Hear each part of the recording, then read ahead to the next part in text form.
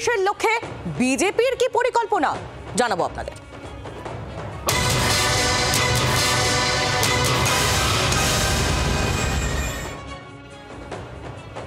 26-এর লক্ষ্যে বামেদের তরফ থেকে যেমন একাধিক পরিকল্পনা নেওয়া হয়েছে, বিজেপির তরফ থেকেও কিন্তু একাধিক পরিকল্পনা নেওয়া হয়েছে। আর কোনো বিদেশি জিনিস নয়, একেবারে স্বদেশী প্রচারে বিজেপি।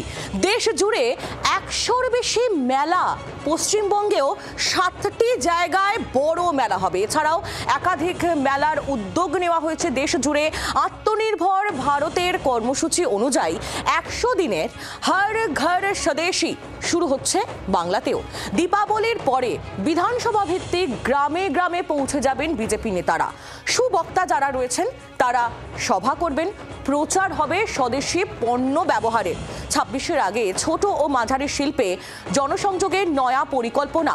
রাজনৈতিক মহলের মতে ভোটের আগে জাতীয়তাবাদী আবেগে শান ও মেলার ব্যবসায়ীদের ঢালাও ঋণের প্রতিশ্রুতি।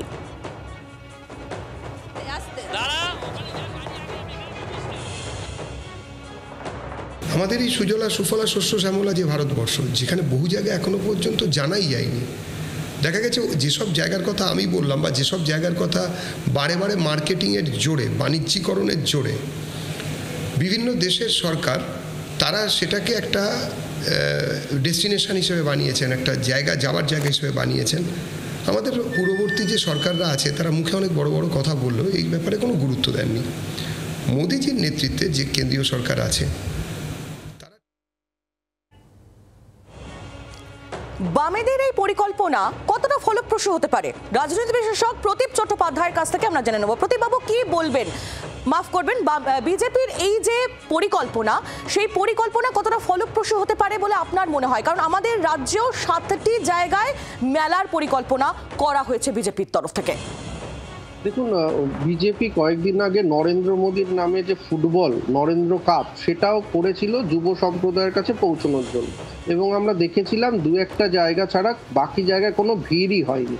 ফলে এই যে স্বদেশী মেলা বা স্বদেশী দ্রব্য, এটা কিন্তু প্রধানমন্ত্রী নরেন্দ্র মোদীর সময়কালে মেক ইন ইন্ডিয়া যে ক্যাম্পেন, তারপরে এই জিএসটির যে নতুন যেটা হয়েছে, তারপরে তারা বলছে যে আত্মনির্ভর ভারত, নিজেদের প্রোডাক্ট কিনুন, বেচুন, কিন্তু তাতে করে নির্বাচনের জয়লাভের পরিস্থিতি তৈরি কি হবে?